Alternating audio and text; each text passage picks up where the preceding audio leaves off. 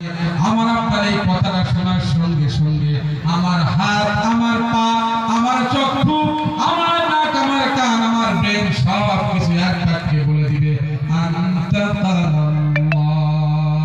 জোরে বলি সুবহানাল্লাহ। সকলে বলবে, হাত বলবে, পা বলবে, চক্ষু বলবে, সব বলবে যে আল্লাহ রাব্বুল আলামিন পৃথিবীর জমিনে তুমি বান্দাকে কথা বলার ক্ষমতা দিয়েছিল। শক্তি দিয়ে কতবার পানি করতে, অহংকার করতে, আল্লাহর হুকুম মানতে না, কোরআন মানতে না, নবীজির বাণী মানতে না, কিন্তু আমার বলার কায়দা ছিল না, বলার শক্তি ছিল না, বলতে পারি না, কষ্ট পেয়েছি, পা বলবে কষ্ট পেয়েছি।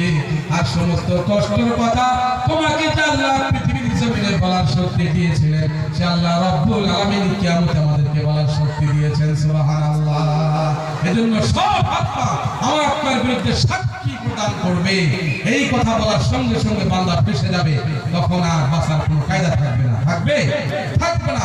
প্রিয় ভাই আমার আপনার বিরুদ্ধে, মামলার বিরুদ্ধে কয়টা সাক্ষী হলো? 5টা সাক্ষী।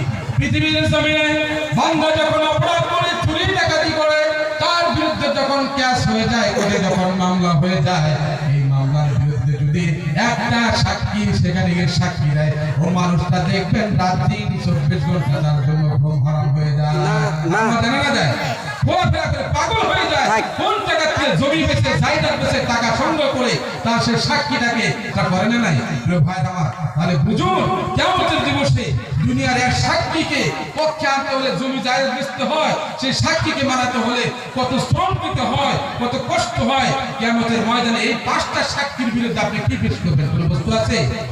সেই বস্তু হচ্ছে কোরআন শিক্ষা, কোরআনের নীতিমালা জীবনে বাস্তবায়িত করা, কোরআন শিক্ষাকে প্রসার করা, ছেলেমেয়েকে শিক্ষার মাধ্যমে স্মার্টনেস বানানো, ছেলেমেয়েকে স্মার্ট বানাতে হবে শিক্ষার মাধ্যমে। আপনি নিজেকে ইসলাম দিয়ে স্মার্ট বানাতে হবে, নিজেকে কোরআন দিয়ে স্মার্ট বানাতে হবে। নিজেকে যদি কোরআন দিয়ে, হাদিস দিয়ে এবং সন্তান আদিকে, আমি যে আয়াতটা পড়েছিলাম, ইয়া আইয়ুহাল্লাযীনা, এই আয়াতের ব্যাখ্যাটা এত বলা করলাম, ইয়া আইয়ুহাল্লাযীনা আমানু কু আনফুসাকুম ওয়া আহলিকুম নারা, নিজেরা আগুন থেকে বাঁচো এবং ছেলে সন্তানকে আগুন থেকে বাঁচাও। তার পথটাই হবে ছেলে মেয়েকে এমন শিক্ষা শিক্ষিত করতে হবে যে শিক্ষা দিলে আমার আপনার ছেলে বেঈমান হবে না, আমার আপনার ছেলে ইমানদার ডাক্তার হবে, ইমানদার ইঞ্জিনিয়ার হবে, ইমানদার অ্যাডভোকেট হবে, ইমানদার পলিটিশিয়ান হবে, ইমানদার একজন মাস্টার হবে। এই শিক্ষার প্রয়োজন আছে না নাই? সর্বশেষ 30 সেকেন্ডে 1 মিনিট আমার কথা বলতেছি। আমি আসছি বলপ্রাম মার্কাস একাডেমি থেকে, আমি সুপারিনটেন্ডেন্ট। আমাকে হয়তো অনেকেই ছেড়েন না, আমি আমার বেস্ট ফ্রেন্ড, বন্ধু মানুষ, বাল্যকালের বন্ধু।